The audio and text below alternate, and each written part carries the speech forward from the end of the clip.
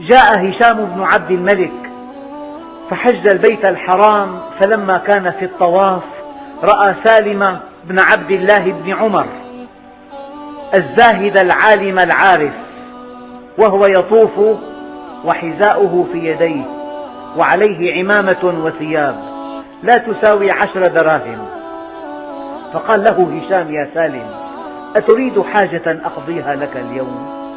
قال سالم: أما تستحي من الله تعرض علي الحوائج وأنا في بيته؟ فاحمر وجه الخليفة، فلما خرج من الحرم لقيه قال: هل تريد شيئا؟ قال: أمن حوائج الدنيا أم من حوائج الآخرة؟ قال: أما حوائج الآخرة فلا أملكها، لكن أملك حوائج الدنيا.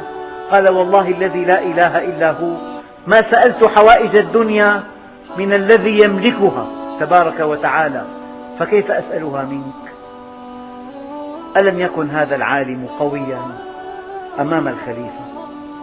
الاستقامة قوة، النزاهة قوة، الصدق قوة، الأمانة قوة، العفة قوة، العلم قوة.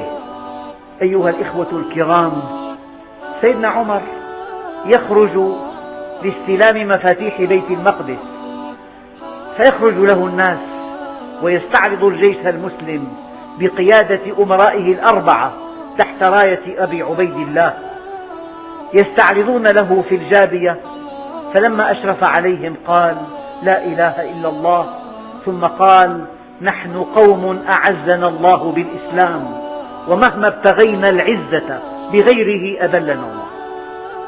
ثم أمر الكتائب والجيوش أن تتفرق، فيدخل مسكنه في تواضع وفي هدوء.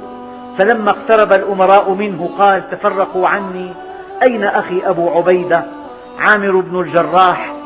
فتقدم أبو عبيدة فعانقه وبكى طويلا، فقال عمر: يا أبا عبيدة، كيف بنا إذا سألنا الله يوم القيامة ماذا فعلنا بعد رسولنا صلى الله عليه وسلم؟